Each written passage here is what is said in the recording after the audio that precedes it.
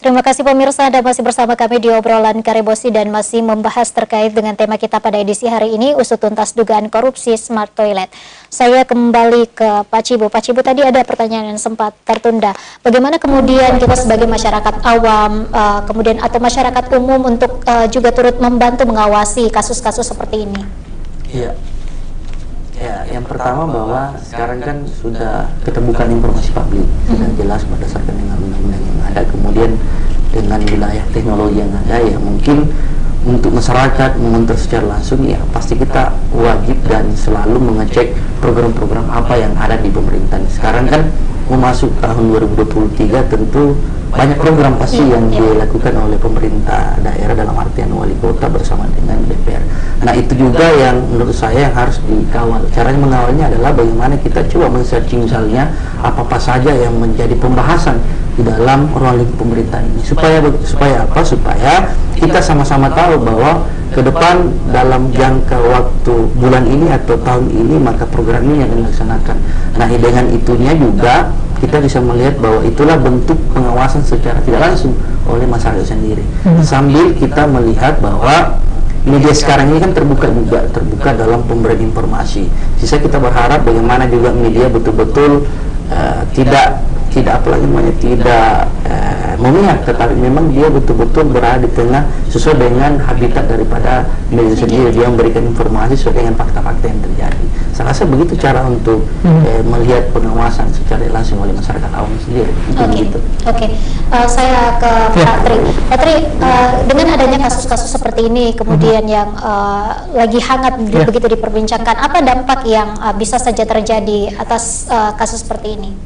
Dampaknya ya secara luas ya kepercayaan masyarakat ya tentu berkurang kepada pemerintah daerah itu sendiri. Yang kedua, kalau kasus-kasus begini tidak diselesaikan dengan baik, ya kepercayaan masyarakat ke penegak hukum juga bisa berkurang dong, kan? Kedepannya proyek-proyek yang besar begini kan seperti yang dikatakan tadi sudah ada keterbukaan informasi publik dan sebagainya, itu kita bisa lihat misalnya di rencana pembangunan daerah. Nah, kan di rencana pembangunan daerah kita bisa mengetahui apa sih yang mau dibangun oleh daerah dalam bulan ini atau bulan depan gitu kan. Dan di situ biasanya sudah tercantum juga anggaran pembangunannya berapa gitu. Nah, ketika misalnya kasus yang sama, anggaran pembangunannya misalnya 18 M dan atau berapa, tetapi realitanya yang terjadi di lapangan, masa 18 M yang cuman menghasilkan pembangunan sebegitu, itu kan bisa masuk peran masyarakat untuk mengawasi secara langsung. Kan yang informasi terbaru kan yang didapatkan itu kan dari hasil informasi dari masyarakat juga, bahwa apa yang telah dibangun oleh pemerintah daerah hasilnya begini. Nah, itu salah satu bentuk peran partisipasi dari masyarakat secara tidak langsung seperti yang dikatakan oleh Pak Cibo tadi. Saya pikir itu. Oke. Kemudian kira-kira apa harapan-harapan Anda ataupun kira-kira apa yang harus dimiliki, karakter apa yang harus dimiliki oleh para pelaksana sehingga tidak ada lagi kasus yang seperti ini, Pak Cibo? Ya, yang pertama bahwa setiap penyusunan program itu lebih banyak kepada keterlibatan masyarakat atau keterlibatan publik. Supaya kenapa?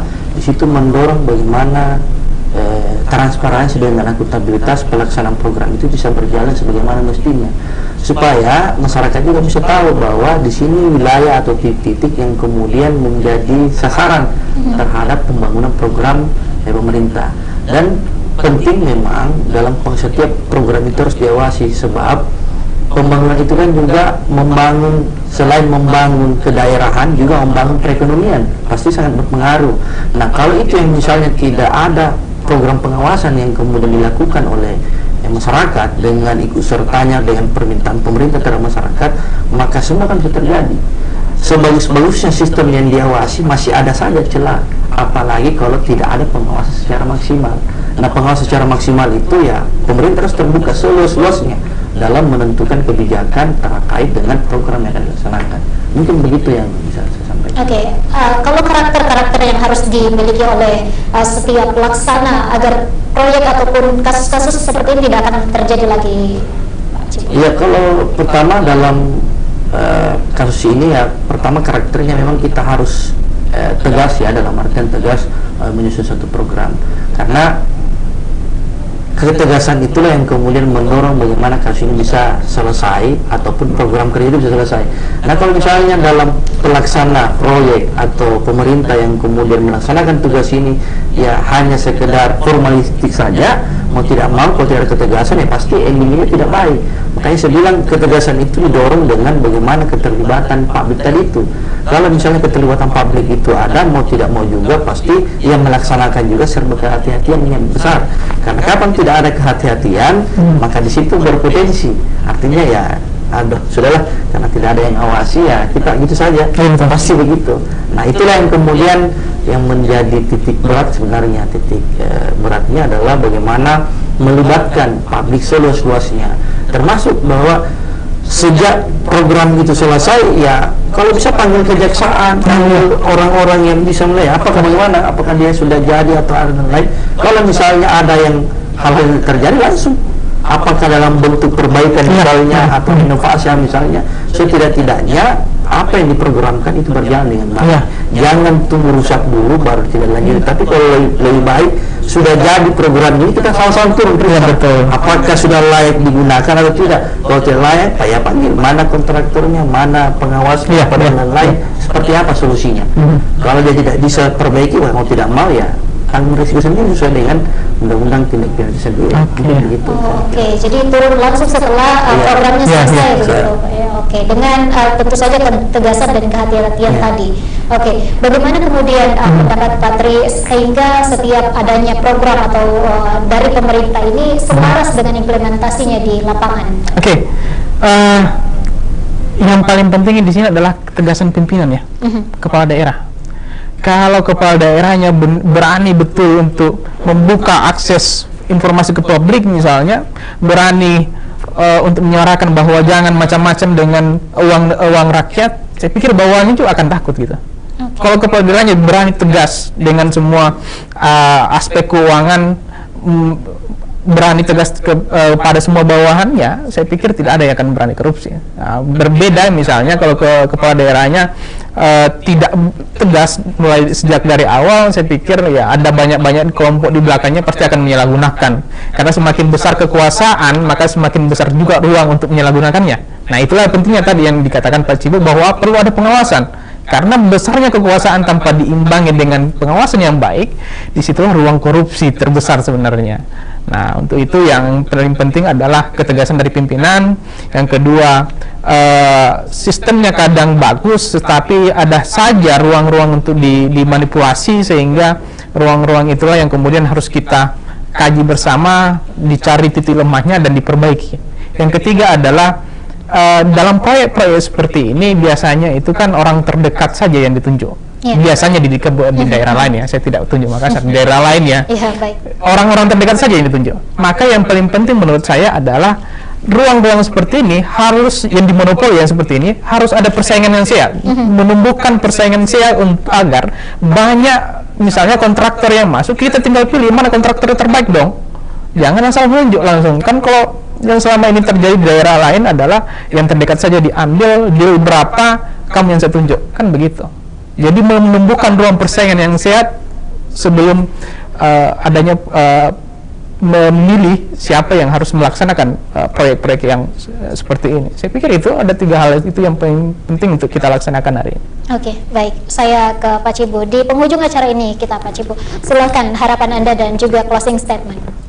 Ya, pertama tentu harapan kita semua adalah selain daripada penindakan tindak pidana korupsi, tentu kita berpikir bagaimana pencegahan. Artinya lebih baik mencegah daripada mengobati. Nah, cara mencegah perilaku tindak pidana korupsi itu ya pertama betul apa yang disampaikan, kita mulai dari ketegasan pimpinan. Yang kedua menyusun sistem yang betul-betul tidak ada celah. Yang ketiga bagaimana membentuk pengawasan. Nah, 3 komponen itu saya rasa penting sekali untuk bagaimana mencegah supaya tidak terjadi tindak pidana korupsi ini. Karena sekarang kan apa ya, saya mengatakan bahwa korupsi ini ibaratkan musuh sangat luar biasa. Kenapa dia sangat luar biasa? Karena jangankan penyelenggara negara, penegak hukum juga korupsi. Korupsi gimana? Misalnya yang seharusnya tadinya dia ungkap, misalnya yang tadinya seharusnya diungkap bahwa sekian yang harus dilakukan, tetapi sekian yang dia tempatkan, artinya dia korupsi juga di situ. Nah, kalau ini yang tidak sejalan dengan proses penegakan hukum, maka ya mau tidak mau kita berada dalam kondisi yang darurat. Oleh karena itu semua stakeholder masyarakat, warga negara, lembaga anti korupsi dan pecinta anti korupsi sendiri, bagaimana sama-sama mengawasi, dan kalau bisa setiap bulannya atau setiap minggunya kita sama-sama mengupdate, berpikir bersama bagaimana memberikan antisipasi terkait dengan tindakan korupsi ini. Pencegahannya yang harus kita pikirkan sama-sama, dan saya rasa itu bukan hanya dapat dilakukan oleh penegak hukum, tetapi semua masyarakat dapat dan perlu melakukan saran ataupun kritikan dan masukan terkait dengan pencegahan tindak pidana korupsi. Saya rasa begitu. Oke, saya ke Pak Tri. Silakan harapan dan juga closing statement Anda. Oke, harapan saya pribadi dan tentu harapan kita bersama bahwa hal-hal yang seperti yang terjadi hari ini di banyak daerah, banyak korupsi terjadi, tindak pidana korupsi, itu bisa kita sama-sama memantau, dan bisa tindakan seperti ini bisa berkurang atau bahkan bisa tidak ada. Saya pikir itu harapan terbaik dari kita. Yang kedua, harapan kedua saya adalah bahwa penegak hukum benar-benar bisa menyelesaikan kasus-kasus yang seperti ini, karena kalau tidak diselesaikan dengan baik, maka kasus-kasus yang lain juga bisa terabaikan. Misalnya kasus yang besar saja terabaikan, apalagi kasus-kasus yang kecil.